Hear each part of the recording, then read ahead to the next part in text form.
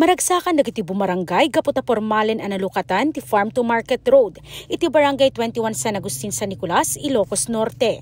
Daytoy kat napunduan iti tawen 2021 manipod iti RA 7171 nga agdagop iti 10.5 milyon a pisos. Deti ket mangi silpo nga kalsada kada iti pagtatalunan tapno ti kasta ket mas accessible dagiti kakabsat ti nga Manalon nga agdakiwas iti digiti pagtalunan da.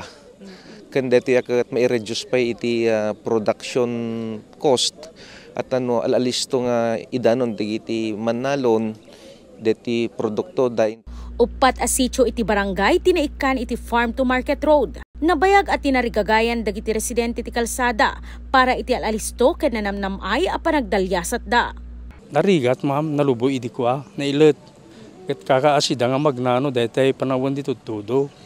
Ket itat tata na semento na agad agsasabat tiluganen uray rabi agdalyasat dan mayaten.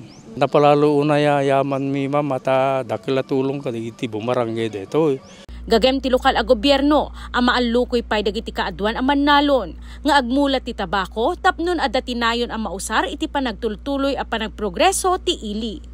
I-encourage ko apo nga agmulat ti tabako kadagiti pagtatalunan tayo tapno ti kasta ket dakdakkel deti excise tax tayo nga share tayo tapno adda mausar tayo nga pagpakalsada ken pangsuporta kadagiti kakabsat tayo nga Manalon. Tere Sundayon, Balitang Solid North.